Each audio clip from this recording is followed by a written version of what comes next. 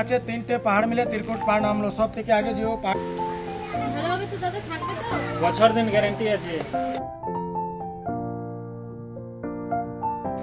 নমস্কার বন্ধুরা, আপনারা সবাই কেমন আছেন?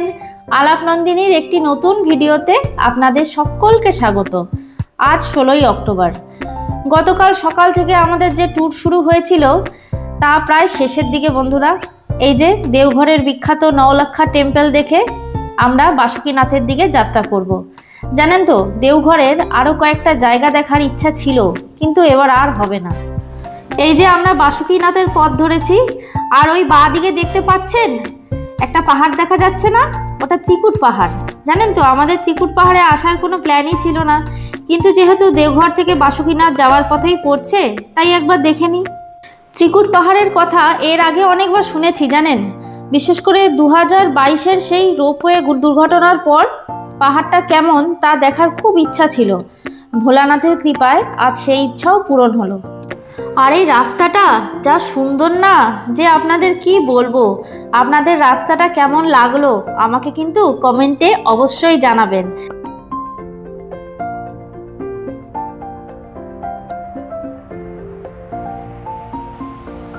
চলুন ত্রিকুট পাহাড়ের আরো কিছু কথা গাইড দাদার মুখে শুনে নিই।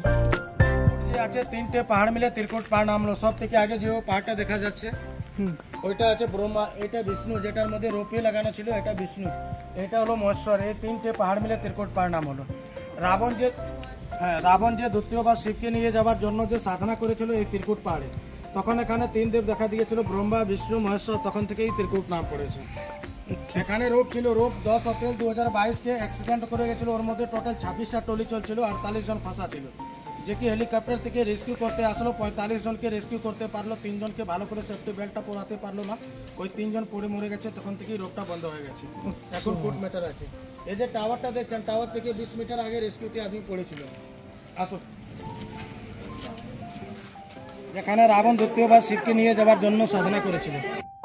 কি জানেন তো, কোনো একটা জায়গায় ঘুরতে গেলে সেখানকার সম্বন্ধে স্থানীয় কারো কাছ থেকে কিছু জানতে পারলে খুব ভালো লাগে বলুন, আর জায়গাটার প্রতি আগ্রহও কিন্তু বাড়ে। চলুন এবার আস্তে আস্তে যতটা পারা যায় উপরের দিকে উঠি, কিন্তু আমার মনে হচ্ছে মাসি পারবে না। যতটা দূর যাওয়া যায় যাই না।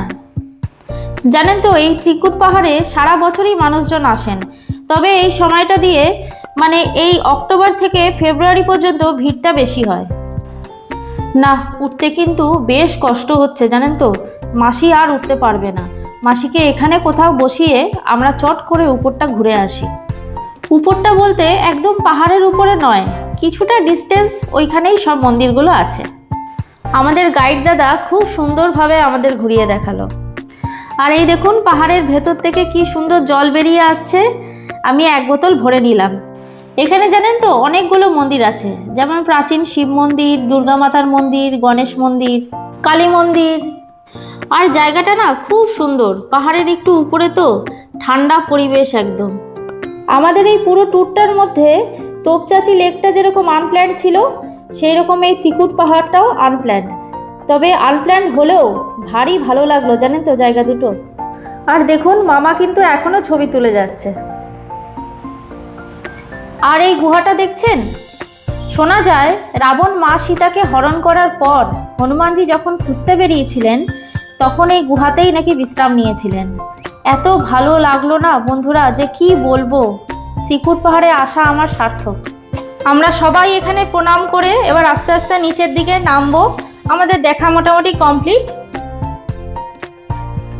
গাইড দাদা আমাদের আরেকটা জায়গা দেখালেন জানেন, ওই যে রামচন্দ্র 14 বছর বনবাসে মা সীতাকে নিয়ে এই পাহাড়ে 1 বছর ছিলেন। ওই উপরের দিকে মা সীতার কুটির রয়েছে, তো অনেকটা উপরে তো, সেই জন্য আমরা আর গেলাম না জানেন তো, এখান থেকেই গল্পটা শুনলাম। চলুন এবার আপনাদের একটা দারুণ জিনিস দেখাই। জানেন তো, পাহাড়ে ওঠার সময় এই আচারগুলো দেখে গেছিলাম, এত সুন্দর গন্ধ বেরোচ্ছে না, আর এত ভালো লাগছে দেখতে, যে একটা দোকানে ঢুকেই পড়লাম। আর আমিও এখান থেকে একটু বাড়ির জন্য আচার নিয়ে নিলাম। ভালো হবে তো দাদা, থাকবে তো? বছর দিন গ্যারান্টি আছে, 365 দিন। আচার আছে মূল্য? কোনটা? মূল্য মূল্য क्या बोला? मूल्य मूल्य अचार नहीं, मूल्य अचार ज्यादा दिन नहीं चलेगा। भी अचार मिलता है, मूल्य का अचार मिलता है। उसका भी मिलता है। বাবুর কথা শুনুন, বলছে মূলোর আচার পাওয়া যায়। ছেলেটা না সত্যি। তবে সত্যি বন্ধুরা, এখানের আচারের ভ্যারাইটি কিন্তু অনেক। 3-4 রকমের আমের আচার, লঙ্কার আচার, মিক্সড আচার, কুলের আচার, মোরব্বার আচার, এমনকি জানেন করলার আচার পর্যন্তও আছে। ও হ্যাঁ, আরেকটা কথা আপনাদের বলে রাখি, ত্রিকুট পাহাড়ে কিন্তু অনেক বাঁদর আছে জানেন। তাই এখানে এলে মোবাইল, পার্স, খাবার জিনিস এগুলো একটু সাবধানে রাখাই ভালো। এই যে আমরা চলে এলাম আমাদের সর্বশেষ গন্তব্য বাসুকীনাথে। বৈদ্যনাথ ধামে পুজো দেওয়ার পর বাসুকীনাথে তো পুজো দিতেই হয়, তবেই পুজো সম্পূর্ণ হয়। বাসুকীনাথের আদল কিন্তু অনেকটাই বৈদ্যনাথ ধামের মতোই, আর ভিড় একদম ছিল না, সেই জন্য আমরা খুব সুন্দরভাবে এখানেও পুজো দিলাম।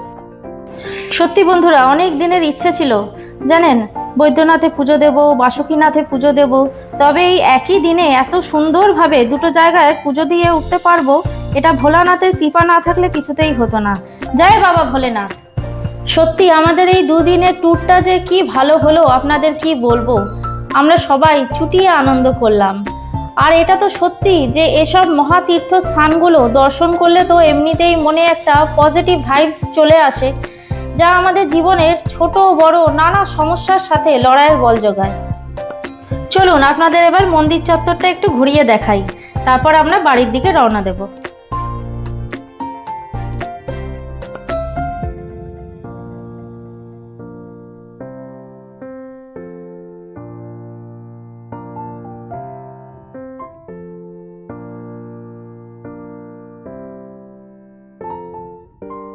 এখন ঘড়িতে ঠিক ওই 4:45 মতন বাজে।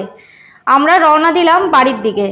দুমকা, তারপর নলা হয়ে আসানসোল যাব। ওইদিকে সূর্যি মামাও জানান দিচ্ছে আজকের মতো এইটুকুই। মনটা খারাপ লাগছে জানেন, তবে রোজগার জীবনে তো ফিরতেই হবে। ওইদিকে ধ্রুবচিংকিও অপেক্ষা করে আছে। তাহলে বন্ধুরা, আজকের ভিডিওটা এই পর্যন্তই থাক। দেখা হচ্ছে আবার পরের একটি নতুন ভিডিওতে। আর আমার ভিডিওগুলো যদি ভালো লাগে তাহলে একটা লাইক শেয়ার করে দেবেন। আর যারা নতুন এখনো চ্যানেলটিকে সাবস্ক্রাইব করেননি তারা প্লিজ একটু সাবস্ক্রাইব করে পাশে থাকবেন। সবাই সুস্থ থাকবেন, ভালো থাকবেন, আনন্দে থাকবেন।